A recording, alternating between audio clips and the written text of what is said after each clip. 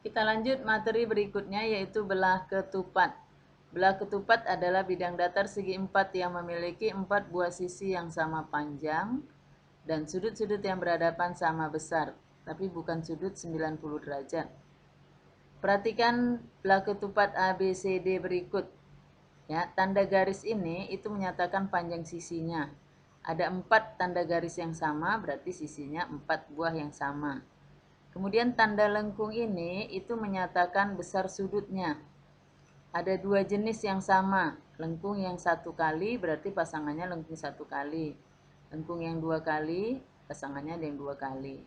Maka ciri-ciri dari belah ketupat yang pertama memiliki 4 sisi yang sama panjang. Sisinya yaitu AB sama dengan BC sama dengan CD sama dengan DA. Yang kedua, sudut yang berhadapan sama besar, tapi bukan 90 derajat. Sudut yang sama besar, sudut B berhadapan dengan sudut D. Maka sudut B sama besarnya dengan sudut D. Sudut A berhadapan dengan sudut C. Maka besar sudut A sama dengan besar sudut C. Yang ketiga, diagonalnya berpotongan membentuk sudut 90 derajat. Diagonal yang pertama yaitu AC, berpotongan dengan diagonal yang kedua yaitu BD. Maka dia berpotongan tegak lurus di tengah-tengahnya, membentuk sudut 90 derajat. Maka sudutnya ini, sudut AOB sama dengan sudut BOC sama dengan sudut COD sama dengan sudut DOA, yaitu besarnya 90 derajat. 90, 90, 90, 90. Maka jumlahnya ini 300. Kita lanjut dengan keliling belah ketupat. Untuk mencari keliling, jumlahkan seluruh sisi yang mengelilingi atau garis pembatas.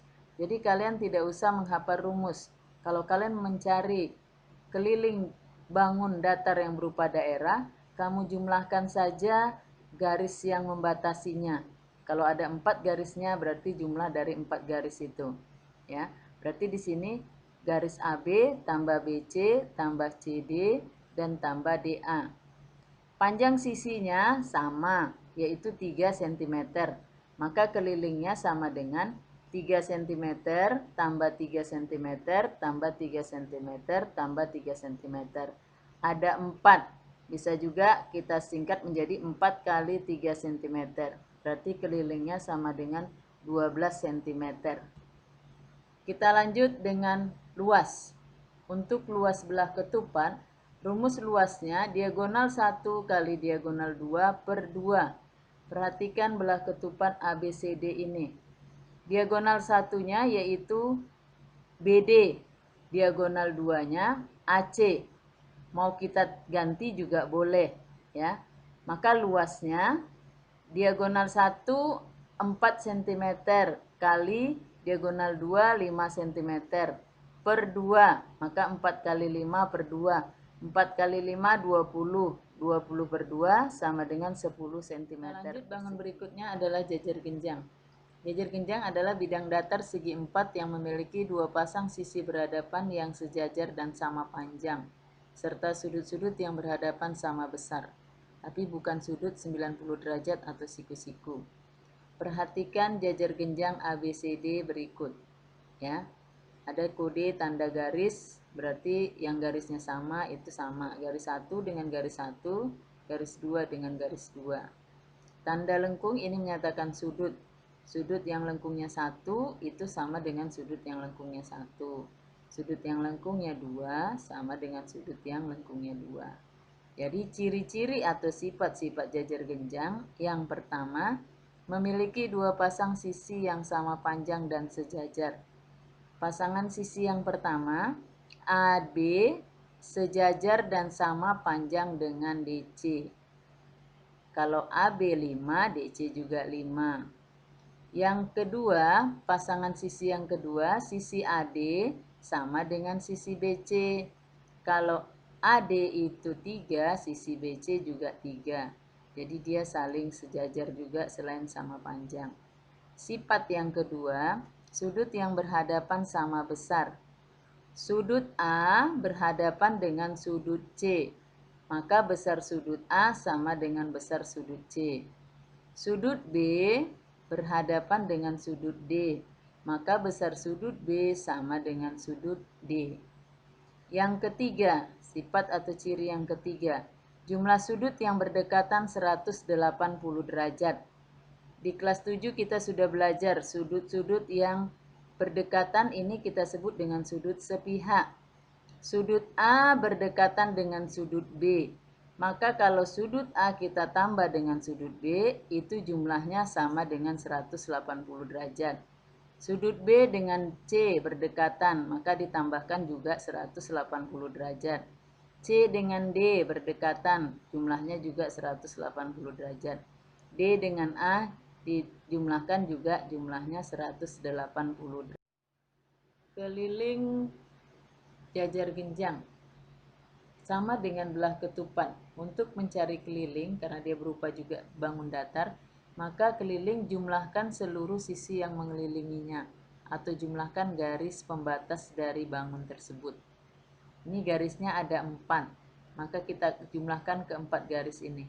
AB tambah BC tambah CD dan tambah DA. AB tadi sama dengan DC, berarti nanti DC juga di sini 7. Kemudian AD sama dengan BC, maka nanti AD juga 5. Kelilingnya sama dengan 7 cm tambah 5 cm tambah 7 cm tambah 5 cm. Jadi keliling sama dengan 24 cm. Sekarang luas. Luas jajar genjang itu alas kali tinggi. Perhatikan jajar genjang ABCD berikut. Yang kamu perhatikan atau kamu ingat bahwa tingginya itu harus tegak lurus terhadap alas. Jadi nanti lihat di sini tanda siku-siku, sudut siku-siku. Nah, kalau ada sudut siku-siku berarti salah satunya alas dan tinggi. Jadi jangan kamu anggap tingginya AD, tidak. Tingginya ini yang merupakan garis putus-putus. Karena apa? Sudut siku-sikunya. Diketahui alasnya 6 cm dan tingginya 3 cm. Luas tadi sama dengan alas kali tinggi, berarti 6 cm kali 3 cm. Luas sama dengan 18 cm persegi. Kalau ada gambar seperti ini, maka untuk alasnya adalah AD. Kenapa? Karena di sini ada kode tegak lurus, ya. Salah satunya alas, maka yang lain disebut dengan tinggi. Maka garis putus-putus inilah tinggi. Berikutnya, untuk latihan soal, kamu lihat di sini ada 2 soal nanti kalian kerjakan. Perhatikan gambar belah ketupat berikut. Ada gambar belah ketupat dan diketahui sisi PS serta diagonal masing-masing. Maka untuk kelilingnya nanti kalian jumlahkan saja garis-garis pembatas ini. Jadi kalau sudah kalian gambar, kalian buat di situ panjang sisinya, baru jumlahkan. Untuk luas, tadi rumusnya sudah ada. D1 kali D2 per 2. D1-nya boleh 10, berarti D2-nya 24. Kalau kamu tukar juga, D2-nya 24, D2-nya 10, D1-nya 24 juga boleh. Karena apa? Karena pada perkalian berlaku sifat komutatif. Lihat soal yang kedua. Soal kedua ini adalah jajar genjang. Satu hal yang harus diperhatikan tadi tingginya. Tingginya itu harus tegak lurus terhadap alas. Jadi kamu perhatikan di sini di mana sudut siku-siku, berarti nanti dia akan berhubungan dengan alas dan tinggi. Selamat